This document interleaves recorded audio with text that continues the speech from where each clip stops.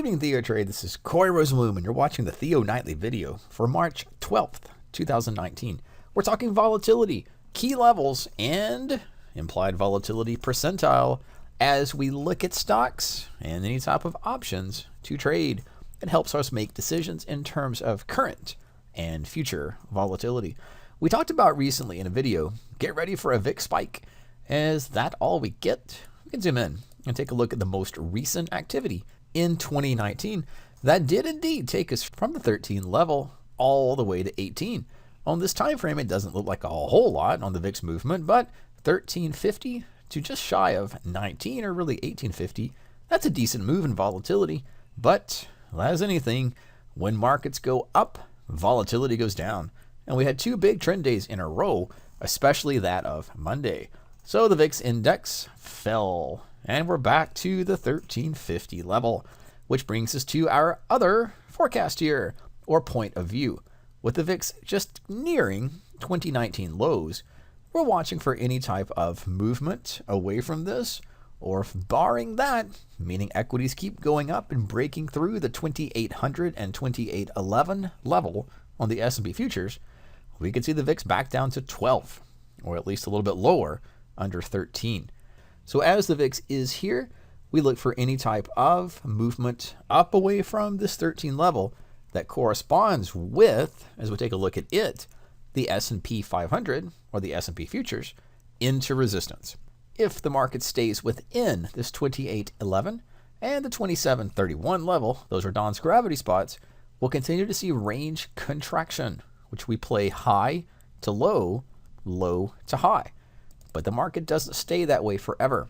Even in the latter part of 2018, we did get this wide range activity. It gave way to a future breakout, fall in equity prices, and spike in the volatility index. Will the same thing happen here?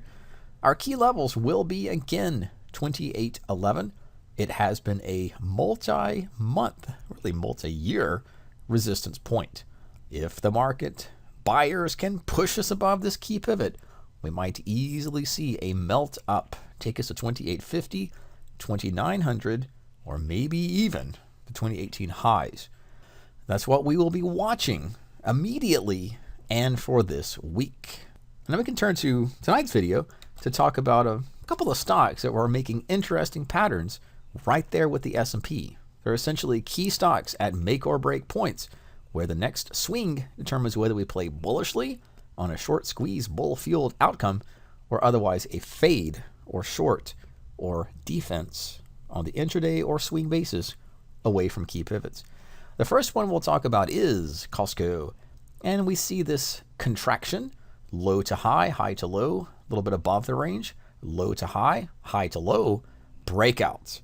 That's what we're waiting for, or cautious about, or anxious about to play a future breakout from a trading range. Costco has done that at the moment with a range expansion all the way, gap and go, toward 2335. It is a prior pivot, and it's the top of the prior rectangle. That's where Costco is currently. We see implied volatility plunged.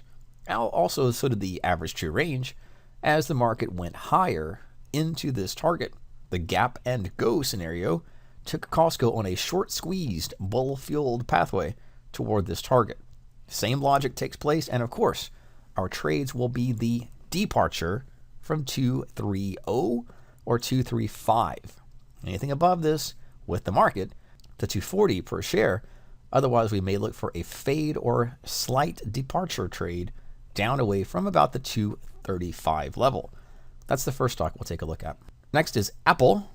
Apple did have a short-term sell swing right there with the VIX as we expected, but we got our target at 170 per share, and without looking back and barely giving us a time to get out of a position, Apple turned and gapped and traded 3 days to the upside. That's where we're looking at it right now, into the 180 per share pivot, and it is breaking through resistance. So keep this on your watch list, or keep this on your focal point, as Apple could trade through this gap, pushing toward 200. Otherwise, anything back under 180 pushes us back to this 170 pivot to keep the range going. That's ultimately the theme of tonight's video. range continuity, or something different, which would be the breakout scenario into this and perhaps next week. Boeing is the next stock we'll talk about. It's completely the opposite. Now, remember, not all stocks will follow what the market does, but Boeing is a large component of the Dow Jones Index, being price-based, recently that is, above 400 per share. So that is a key component of why the Dow was down so much today, while the other markets were positive, especially the Nasdaq. That's Apple. We have Amazon, Google, and the like helping push the Nasdaq higher, and the S&P with it. Now, Boeing had some headline news, and that sent the stock gapping and going back toward this predetermined support level. And that's roughly 363 per share. We're looking for any type of bounce or support play off of this, let's just say 365 pivot for Boeing shares. If that doesn't happen, we re-enter this consolidation zone. And that would take us into a departure or sell trade, purchasing premium. Although the difficulty with this is that the spike and gap and news and headline has boosted volatility, boosted implied volatility, average true range, and that's going to send our option prices higher. In fact, the percentile rank is about 78%, and the IV percentile, 98%. Not good if we're looking to be purchasers of options. This does allow us potentially to sell distant premium into the future, being maybe above 445, 440, or beneath 300. It's about 2 months out. Take advantage of this temporary spike in volatility as it compresses, or if the headlines get worse, so will the price. Either way, we do have a spike volatility situation that allows for distant selling of premium. If you've been looking for a vertical in Boeing, now might be the chance. And one more stock to take a look at. We'll look at Amazon. On Amazon, we still continue to play within this trading range. So Amazon is a good candidate to end tonight's video on because we're still in this 1,600 per share and 1,700 per share range. It remains one of the lowest ADX stocks in the S&P 500. So unless we're playing intraday low to high and high to low, if we get a break above 1,700, that does set in motion a call play or a range expansion to the upside. We're still anxiously awaiting, perhaps, a breakdown under 1,600 to take us to 1,500. Either way, the low volatility, the low IV percentile rank, 20%, and the IV percentile, that's going to favor call purchasing or premium purchasing or put purchasing strategies as we go into this week and beyond.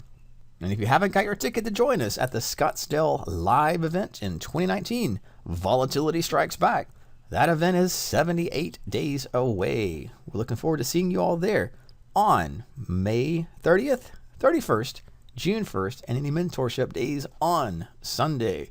Information on that is at TheoTrade.com/live.